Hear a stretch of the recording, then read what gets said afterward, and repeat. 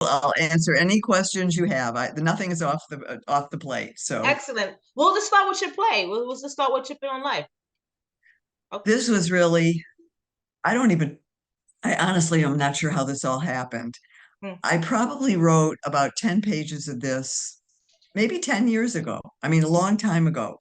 It sort of revolves around an event in my life that was very life changing and a period of time in time that was of interest to, I thought was an interesting time in the late 60s, which is when sort of the flower chill, the whole hippie movement was really happening full force. And I just sort of sat there, and every once in a while I'd pull it out and I'd say, "Hey, what do you think?" Because I wrote it as a film. I thought it would be a great little short film.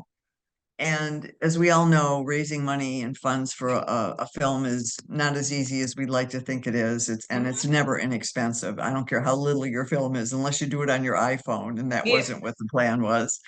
So anyway, I met Robert through, I actually had not met him. My manager was a friend of a very good friend, manages a very good friend of his. Mhm. And so she's met Robert before and she has seen his show. And she took me one time to see his one man show, which I thought was really fascinating. And he's a terrific performer. And, it's very brave to do something like he does also, I think.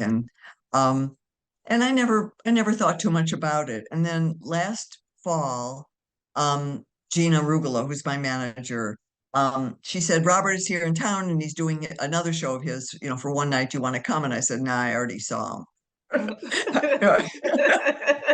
That was it. I saw him once. That's enough. Oh man. And so Don't tell him that. I mean, and I realize that's part of my negativity that lingers somewhere in my heart, where it's just like, no, my answer is always no first. I Mhm. mean, some people say yes, and I'm like, I'm not going to do it. Well, maybe I'll do it. All right, when are we going to go? When are we doing it? So that's kind of what happened. I thought, no, I'm not going. And then I thought, what am I? I'm not doing anything tonight, Mhm. and I haven't seen Gina, my manager, for a little while. So I called her back and said, sure, I'll go. So I went and saw the show, and it was Mhm. about his experiences at Riker Island, which, I mean, he does these extraordinary Mhm. things for other people, which is, Yes. I know very few people that are like that, including myself.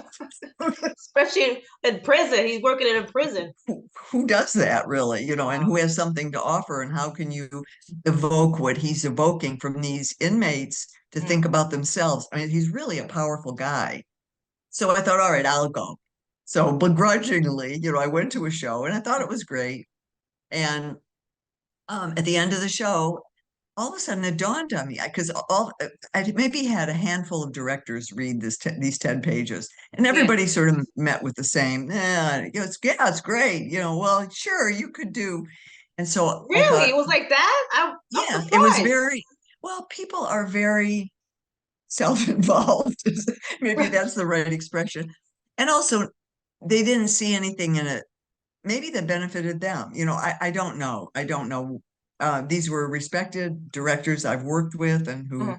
I know respect my work.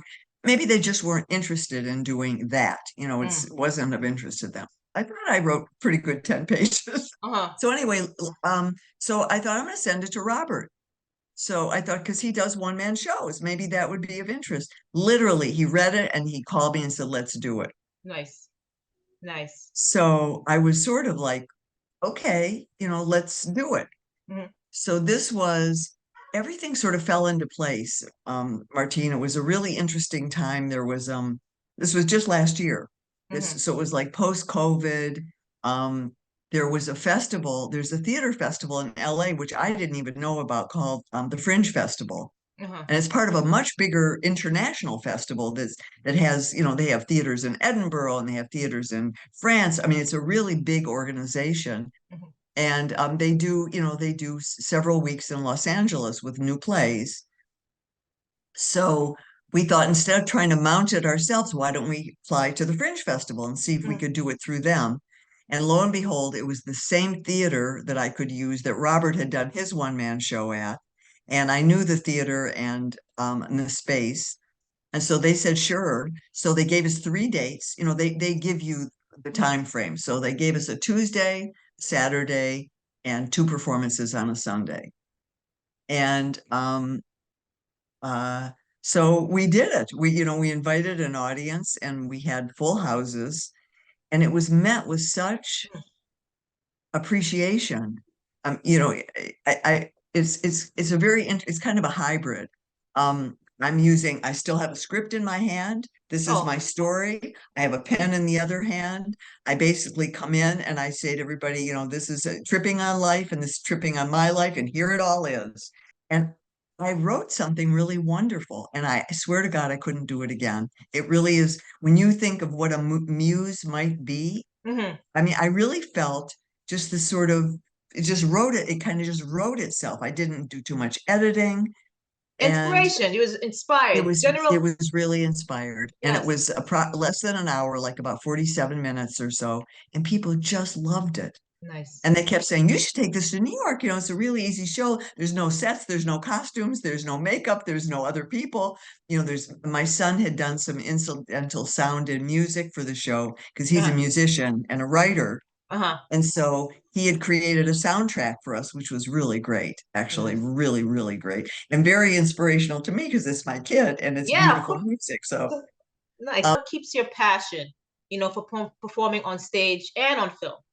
Like, what's the passion? Like, why? the- Like, why? it's the love of storytelling. I Mhm. love I love storytelling, and that also comes a bit from my family. My dad used to tell me stories, and I used to make up stories when I was a little girl in my bedroom. I Mhm. used to make up stories. I'm a storyteller. I Yes. mean, I don't know why or from what reason. It's not acting. I'm a storyteller. And this sort of provided me with a vehicle where I could both act out all the characters because I play my mother, my father, my brother, the cops. I play Mm, all these different characters as I'm telling the story. So it's not just a reading. I mean, it's a theatrical event. mhm. And I enjoy this became a really wonderful experience for me. It took people on a real journey through the tripping on my life. And it's Mm. about, as you can tell, it's about that era in the 60s when we were all stoned all the time. And Nice. that's how we saw life, through a haze of smoke and love. I mean, it was really, we were open, we were given a freedom Mhm. in a new way that I had certainly never experienced before as a person, and was pretty unique in society. And the 60s still has that vibe to it of free love and colors and music. Look at the music that came out of there. I Yes. mean, nobody will ever play the guitar like Jimi Hendrix, No, ever, no, ever. no. I don't know if they live to be Mm. 500. Nobody will ever have the sound of the Birds or the Big Brother and the Holding Company The mamas or and the papas. Jefferson, the Mamas and the Papas, the Jefferson Airplane. Yes. Never again. That was really something amazing. It was Mm. filled with hope, and it was filled with dreams of making life better. It was coming out of the Vietnam War. It Mhm. was coming out of ter really bad things. And we're back in it again, aren't we? But Yeah, unfortunately. period of sort of, it was a little bit this, because we were stoned. But Hmm. it's nice to see the world stoned Yeah, you see it because you differently. look at the sunset. Yeah, and you enter that world of color, where other people are so busy, pissing each other off. And Yeah.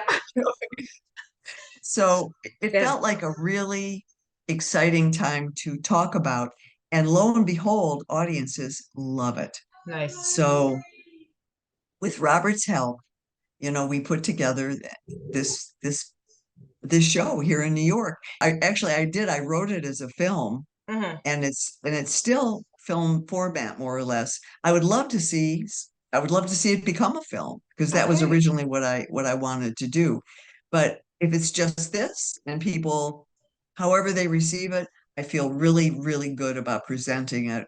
I saw the theater today, and Hmm. Martine, it's Yes. perfect. I'm so grateful to be doing this show. I really am. And I really believe in the material. I've discovered, I think I'm a really good writer. I mean, which is, and I very rarely, I mean, I don't toot my own horn. I don't know, Toot it, I toot always, it, toot, toot, toot, well, toot. I always do my best. They, Whoop, whoop. But this is really an adventure, a new adventure for me. So we'll see. We've got 5 weeks here. It's Yes. going to be a full, equity run.